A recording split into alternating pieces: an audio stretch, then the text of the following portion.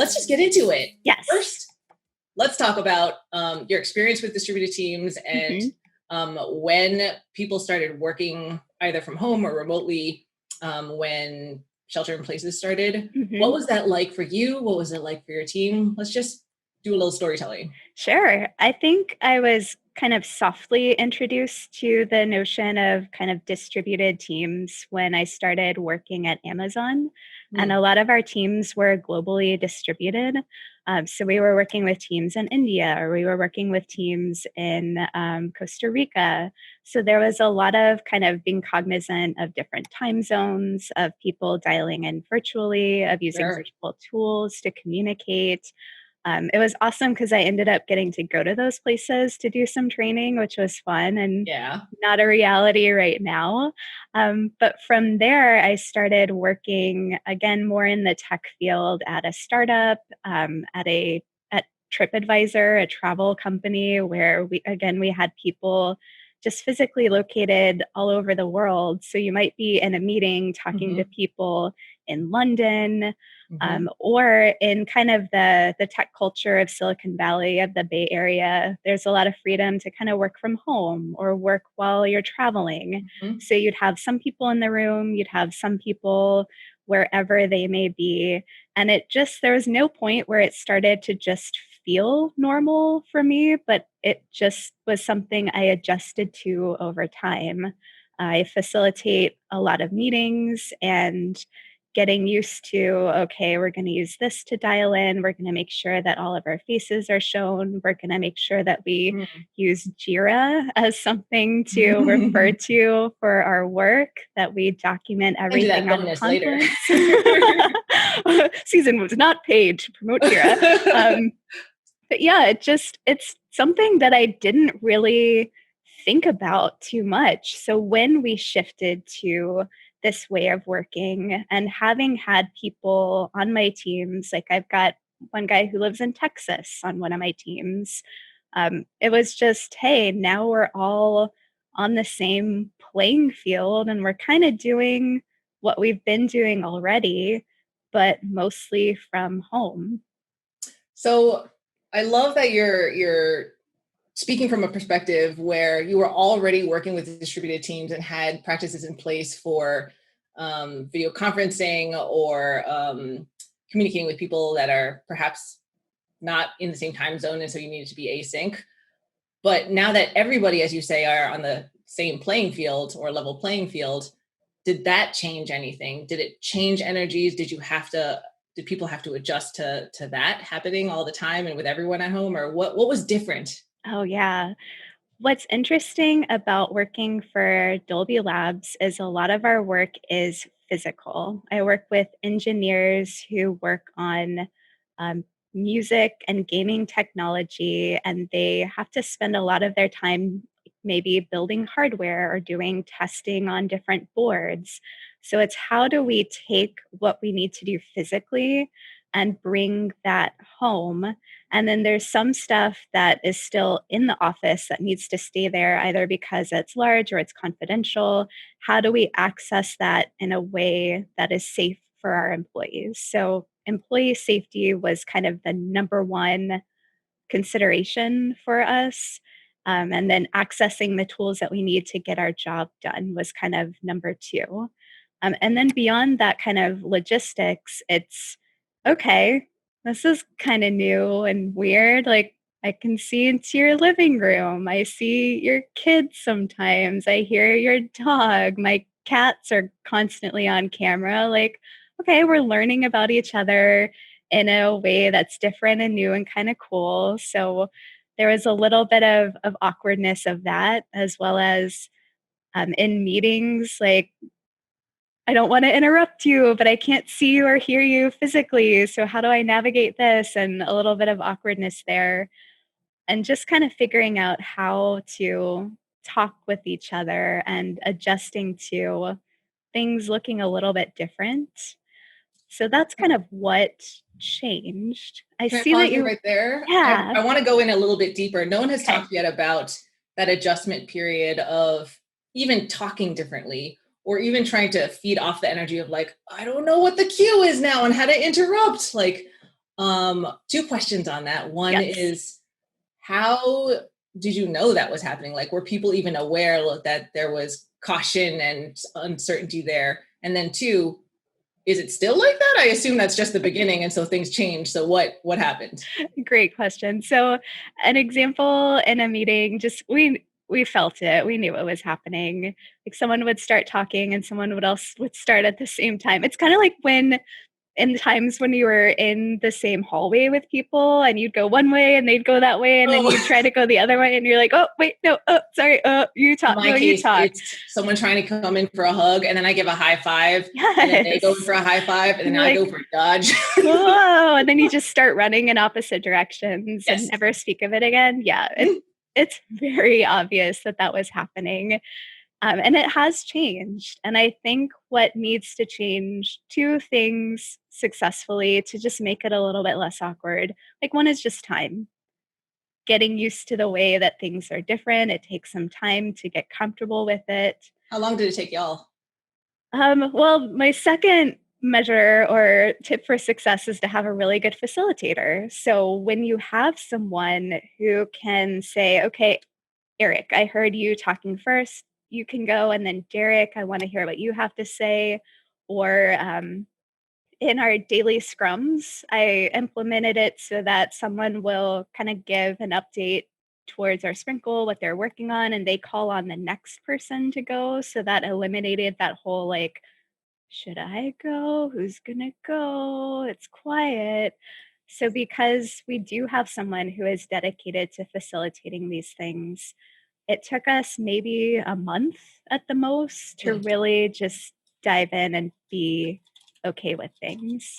So, yeah, give it time. And it really helps to have someone who is a comfortable, experienced facilitator to kind Hmm. of read the room and apply and give structure to the teams in these circumstances. I mean, that just seems like a no-brainer. And once you learn that, I'm like, yeah, that makes a lot of sense. So in that case, do then you and like a bunch of other people who also facilitate a lot of meetings come together and say, hey, I learned this, we should all do it? Or was there like a share out somehow internally of like, we've noticed this, you might want to try the telephone game of like picking the next person to talk? Like, how is that communicated? Yeah, there are several different networks at Dolby to kind of communicate best practices. I think Scrum and Agile and facilitation and coaching as a concept are kind of, I don't know if newer is the right word to Dolby, but they're not really like we don't have a team. I am the first person to ever be hired as a Scrum Master at Dolby. Like this is new. Yeah. Like thank Congrats. you, Dolby, for recognizing and legitimizing this as a career. And I was kind of Yeah. a guinea pig. And they're like, yeah, we need this and we see the value. So there's no like team of us anywhere, but we use Microsoft Teams. We have a channel where we kind of go back and forth on, hey, I did this training, I tried this thing, this worked, this didn't. Mm-hmm. In the Bay Area, we have a monthly now virtual meeting of people who are interested in Scrum and ways of working, where we do a discussion on kind of what's on our mind and tips and tricks. I I'm see. in touch with there's another Scrum Master in Nuremberg who is awesome, and I talk with him once a week about anything and everything. So there's no real organized Dolby wide, like, hey, coaching, agile, Scrum, facilitation. But there are lots of little networks that I'm hoping to start to kind of bring together Hmm. into this just office of excellence. I don't, what is, there's like a term for that, but like bring in all the people together and we talk about these things. Awesome. Center of excellence. I think that's it. That's I a believe you. fancy, yeah, I made that up. Who knows? I actually have been thinking a lot while talking with other customers and partners.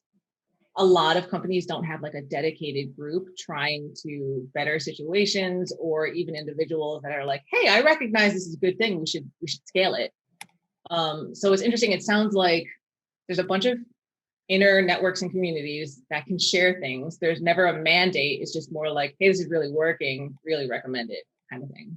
Exactly. It's Okay. very grassroots. And I think that's very powerful when something comes from the ground up and teams themselves say, hey, we want to explore this as a way of working. We want to know how we can improve and we want to do it ourselves.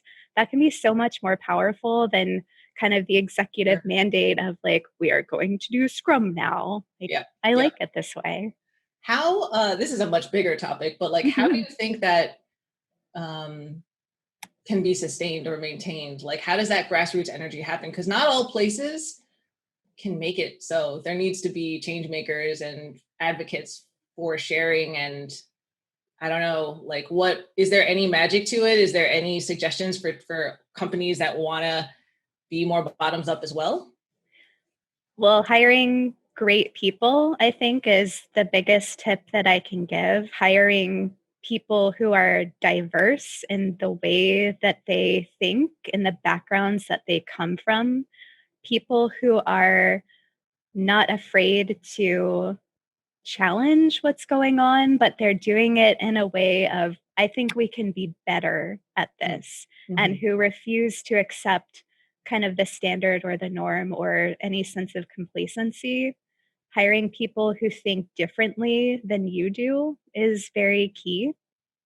And then allowing those people the freedom to kind of build something, to talk to each other, to, I guess, gather information, to go out to training and conferences and supporting their learning. I think that's just getting the right people together in the room who Yeah. all are very different from each other with different ideas. Cool. Cool. Thank you. Um, we went deep into like just how to not talk over each other, some meeting etiquette. Are there other things that you learned as a company or even on the specific teams that you're on that are a little bit different now versus before, even though you were already a distributed team? Yes. For me, what has been the biggest challenge just with my personality as a facilitator and a person is I like to like keep things very structured and focused and on track and on time and like, oh, it's a minute after we need to start the meeting. And I kind of tend to skip the small talk and just go into like, okay, what have you done? What will you do? What's Mhm. our goal? And I've had to really challenge myself to step back and give a couple minutes at the start of every meeting for one, for people to arrive because they might have been like taking care of their kids or they might have been off on a walk or taking care of themselves or others in some way. For them also the realization that, I mean, today aside from the person I live with, Christine, you're probably the only other person I'm gonna see all day. Like, it's kind of crazy to think about. We just do not see many other humans on a day-to-day basis. And sometimes at work in these meetings, this is our only opportunity to see and talk to other people.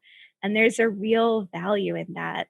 So I let people kind of arrive and talk to each other, and I might prompt some discussion or like Mhm. say, "Oh, your dog's being super cute right now. Tell me all about your dog." Like it's always about animals with me, or it's about food. Like, "Oh, how was your lunch? What did you eat? What are you up to this weekend? Like, how's the Recipes. family?" Yeah, the important things, food and animals and family. But that's been a big change for me is kind of stepping back, allowing space, allowing conversation and connection, and being a little bit less strict than I was kind of before. I love that framing because I think I heard from a lot of folks that relationship development and team cohesion is really important, and to do that you need to allow for social time. But this is a different perspective and framing because it talks about we are on all the time, and I think distributed teams just lend themselves to being task oriented and formal, Hmm. and it's not just for the relationships and connections, it's also like for yourself. Like Yes, each person is allowed to be a human and not just the function in the meeting and what they're supposed to do there. Like we're more than that. We're whole people, and I love that. exactly. Cool. I've gotten to learn just so much more about my colleagues than I have kind of in the office, like a different side of them. And it's a real privilege to get to see that. And they've learned about me too. I take it's a positive thing, learning with each other. I don't know. We'll see.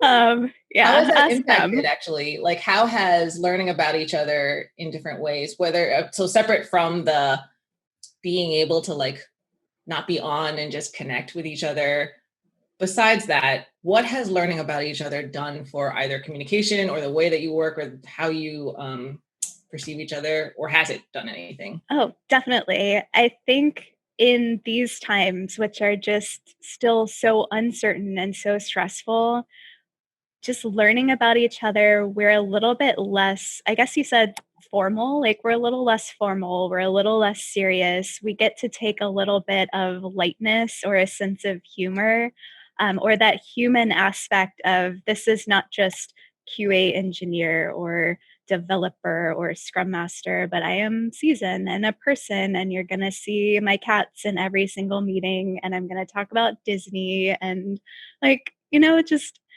there's so many more sides that you get to see, and it kind of makes you treat people a little bit differently as more than just their role. I like that. Yeah, and that's been cool, and it's something just positive, and we're really trying to look for the positive now because it's hard. Times are hard right now. I'm going to ask a leading question coming off of that. Mhm. It sounds so positive to want to see people as humans and to basically have more empathy and understanding for people. Sounds like that might be something, even if you and your teams went back to the office one day, you might want to continue. Mhm. So one, is that true? And two, are there other things that you've adopted now that even if things changed in the future, you would still want to continue if you were co-located? Yeah, I definitely would, excuse me, want this to continue more. We don't know what things are going to look like in the future. Again, as I said, there are some things that we do have to do kind of in the office, or we do have to go to our customers and kind of demonstrate some technology. A lot of things are hands on, but Sure. I think that we might get the choice otherwise. Like, are we going to go to the office just a couple times a week? Are we going Mhm. to stay home? Like, that's a little bit uncertain. But But what would you even, move forward, even if you did go yeah, to the office? we've really enjoyed kind of spontaneous. So one of my teams has a lounge every week where we come and we just talk about anything, or we might play some games, or very musical teams. They might break out some instruments and start kind of jamming. I definitely want to preserve that kind of grassroots, just social kickback, just talk, not about work, hang out, give space for that. So whether that's going out for coffee sometimes, or lunches, or setting up kind of a virtual lounge right before the weekends, or we played some kind of team games online that have been Sure. really fun. At Atlassian, one of the teams there did what's called a cafe clutch, where they had a Trello board, and the team would put ideas on it of things to talk about. Like, if you had any superpower, what would that be? Or where do you most want to travel to? Mhm. And I think any of these concepts can be adapted to virtual socialization as well. So just talking more, getting to know each other, and stepping outside of our work and our roles. I definitely want that to continue. I like that a lot too. One thing that this is just a personal struggle. It's not representative of my teams or anything Hmm. like that. But sometimes I want that, but I don't want to be in charge of it. And Yes. so there's a little bit of a rub on, is there a designated person who's expected to rally the folks? And to your other Hmm. point of, being more organic in the way these things emerge, um, my very old school way of working sometimes is, okay, we'll have a point person and that person will add structure and put an agenda for a whole calendar of the year. Uh-huh. But like, how do things happen? Is it just different personalities are into it and they just make it happen? Or what would you suggest for teams that don't yet do that? Yeah, exactly. I think you're gonna find so the lounge that happens every week, I didn't do that. That was one of my team members. But the things like the games and the social events, I did do that. And that's because it is nice to have kind of a scrum master or a coach or someone to fall back on to notice like, hey, we haven't really hung out as people in a while, and I have some ideas for like I want to do a cooking class in the future virtually, or like a painting class virtually. So it's kind of part of my role to identify what identify the personalities on the team, see what they might want to do, fit it into our budget and get it approved by management, and make sure that we are operating together beyond our roles. Like that's my wheelhouse, that's my job, that's part of what I was hired to do. And I love it when there are people on the team who express wanting to do things like the lounge. Like it's great when teams are self-organizing, or they might say, hey, I have an idea. Why don't we go? Something that a team came up with the ideas. There's something called Audium in San Francisco where we did this like pitch black music and sound experience together. Yeah. Like, yeah, I made it happen, but it wasn't my idea. So I prefer to kind of collaborate.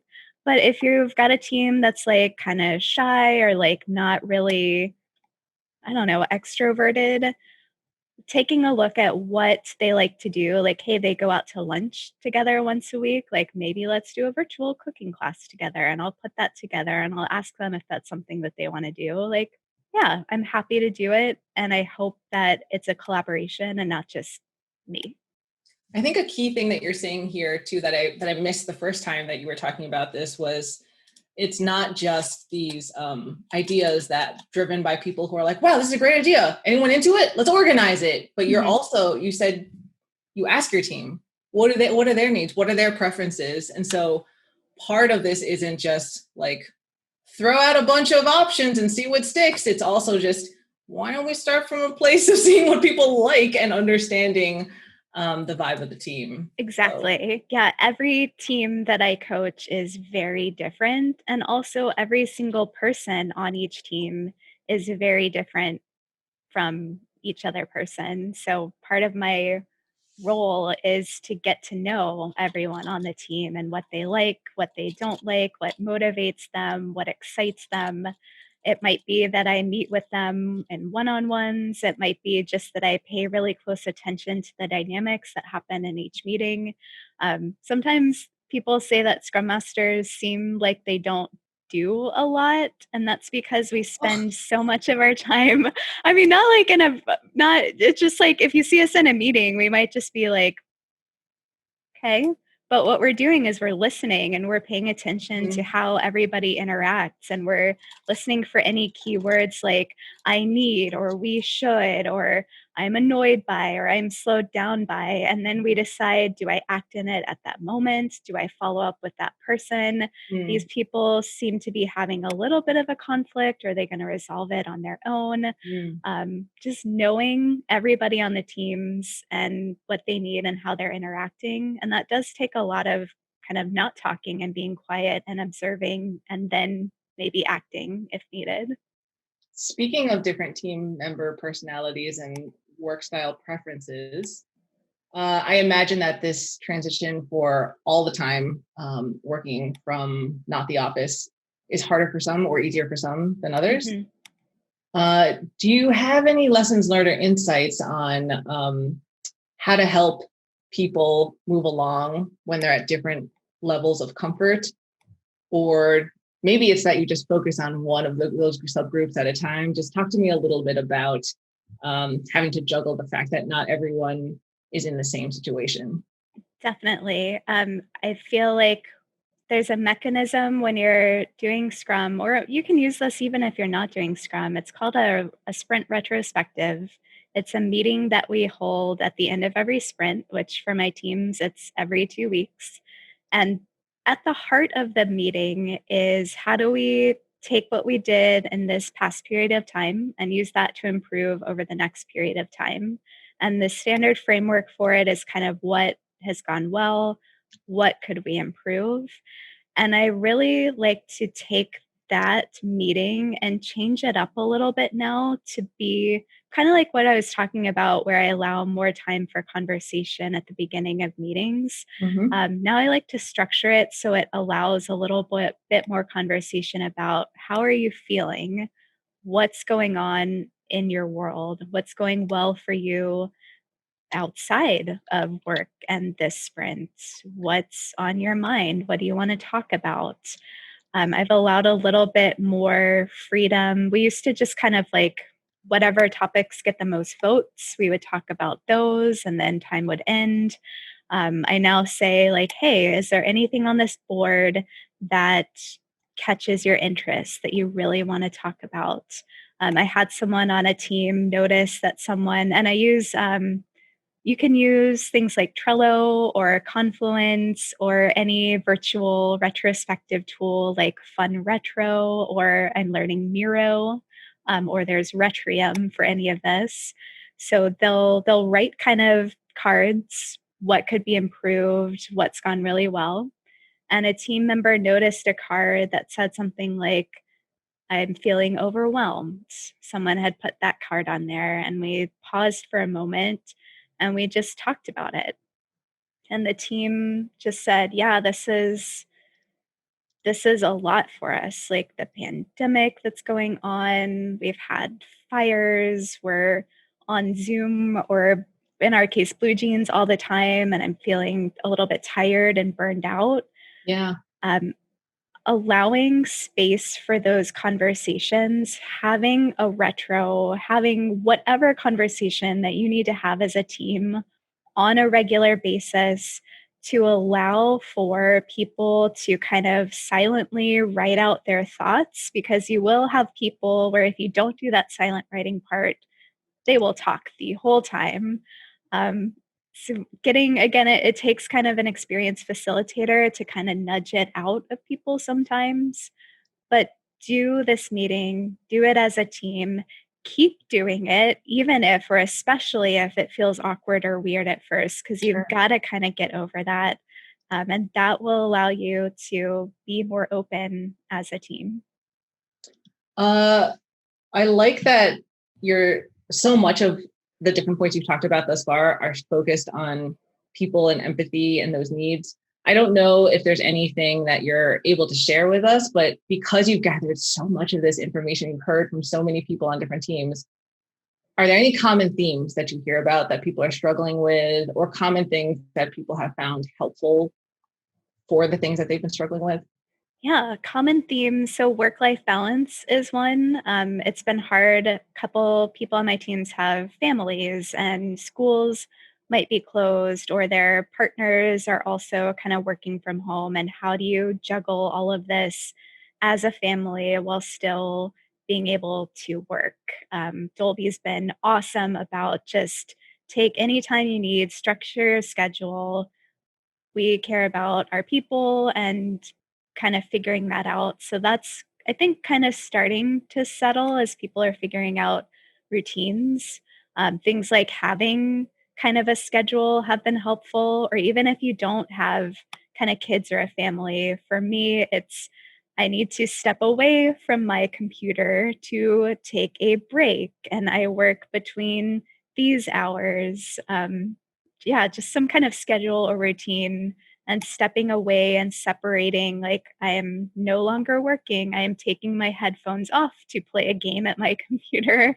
Whatever that looks like, routine and separation have been great. Zoom fatigue, again, is kind of a real thing, even though we don't use Zoom. It's a tip that I have sometimes as a facilitator. I kind of tend to keep everybody in a grid view so I can see what's going on and read the facial expressions and move the energy in the room. So when I'm not facilitating, I will put it just into people view. So I'm only looking at one person at a time, and I'm a little bit less overwhelmed that way. Really Um, helpful. That's a good tip. So yeah, there's video conferencing fatigue, but also while we are video conferencing, let's try to do less of this when you can do less of the slides and like actually look at people's faces. yes. Routines, you mentioned making sure that there's separation because the blending of all different aspects of life can be difficult. I mean, who wants to manage every single thing in their life at the same time? God, no. And then I just like that the things that are coming up, it sounds like, and correct me if I'm wrong, are common and like people are experiencing the same things. Is there a benefit to talking about it if it's the same thing? Do people feel validated in their feelings by doing that, or? Oh, definitely. I mean, so the team that I mentioned before, where we saw the card and was like, I'm feeling burned out or I'm feeling overwhelmed. Um, this is a team of like dudes. Like, this is a team of all men. And I was really surprised and I kind of checked my own bias in that moment of like, hey, we're about to get into a discussion of mental health. Like, it really surprised me just how open and how validating that conversation was of like, yes, I feel that. Yes, I still feel that. Yes, these are the same things that keep coming up. And yes, we need to talk about it and be aware of it.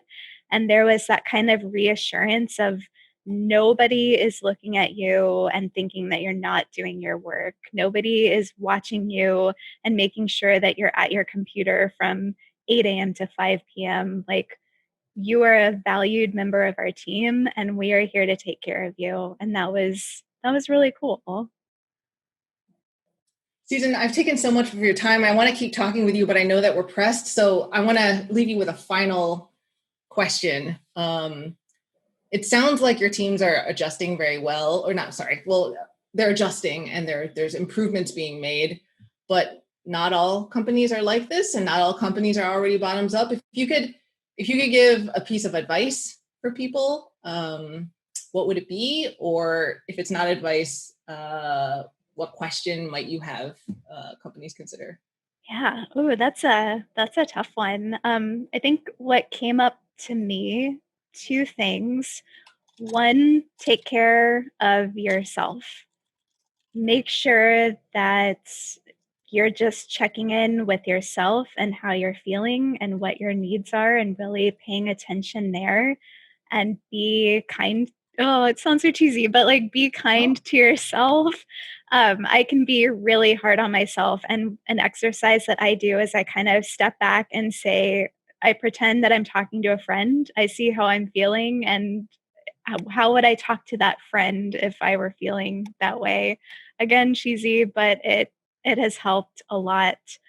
So just making sure that you are doing things that you love and that you're growing and that you're taking time to recharge and that you're making sure that you know that whatever you're feeling is valid. What And a then, oh yeah. Oh, oh go ahead. keep going. Okay. See, there's the like hallway, hallway, hallway.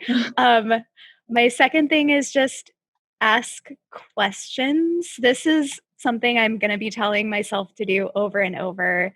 I try to jump in and assess and then try to solve things. Like, I see a lot of what's going on the teams, at the company. I see a lot of opportunities for how I can improve things. And instead of like coming to my manager with a bulleted list of like, here are all the things that we could be doing better as a company, I could come to him and say, here's what I'm seeing. Do you see the same things? How did we get here? Just instead of solve, I need to kind of ask more. So that's what I would challenge someone who's in a company who's a little bit different than where I am. I think that advice is also practical for everyone, challenging things, asking questions, and then to your first point, like being kind to yourself. I think as a final note to this interview, this conversation, I myself forget, like, oh, we're not just going to focus on how different people collaborate together from different parts of the world, how teams need to evolve their ways of working. It's also like, this is different for the individual, and the individual needs to have empathy for itself as well. And Mhm. I personally am guilty of forgetting about that one a lot. And I love that that is a note for everyone. I don't think anyone has said that thus far, and I think that's one that we should all keep in mind, especially because we're all feeling it. Yes. Agreed. Yeah, take care of yourself first and foremost, and that will help you to take care of others. Cool. Susan, if folks have questions or want to get connected with you, what's the best way for them to do that? Yeah, I'd say probably LinkedIn. Just send me I was going to say a friend request. I don't know what a connection request. Hit me up on LinkedIn. We'll chat. I'm happy to talk to people. I love meeting people in the field. So, yeah, Susan Hughes on LinkedIn. Find me there. Awesome. Thank you so much, Susan. Thank you, Christine.